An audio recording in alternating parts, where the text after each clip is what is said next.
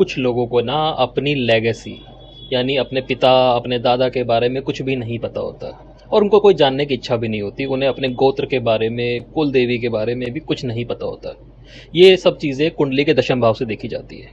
आपके पिता का कर्म 9वें से 10वां भाव छठा भाव हो गया, यानी आपके दादा का कर्म 5वें से 10वां भाव यानी दूसरा भाव, और आपके कर्म 10वां भाव, और इन सब की रिफ्लेक्शन आखिरी रिफ्लेक्शन दशम भाव में दिखती है, यानी दूसरा भाव छठा भाव और 10वां भाव।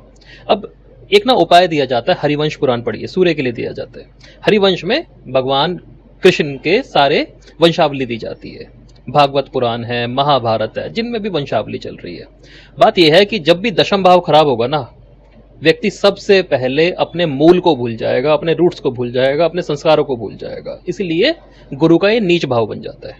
और जो भी ग्रह उसमें बैठा है, चाहे वो कितना ही उच्च बैठा है या कितना ही नीच बैठा है, वो ग्रह उस चीज के लिए जिम्मेदार होगा। यानी आपके प्रोफेशन का आपके रूट से सीधा सीधा संबंध होता है।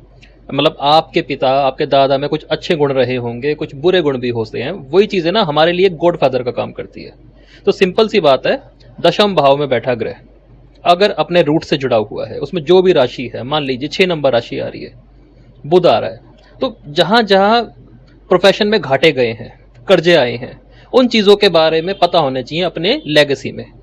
सूर्य है, चाहे सिंह राशि है या सूर्य है, तो कहां कहां सम्मान हुआ, कहां कहां अपमान हुआ, इस बात का ध्यान रखना बहुत जरूरी हो जाता है। तो जो भी आपकी लेगेसी है ना, जितना आप स्ट्रांगली उसको पकड़ के बैठ जाते हो और जितना उस चीज को समझते हो, आपका प्रोफेशन अपने आप ही आगे बढ़ना शुरू हो जाता है।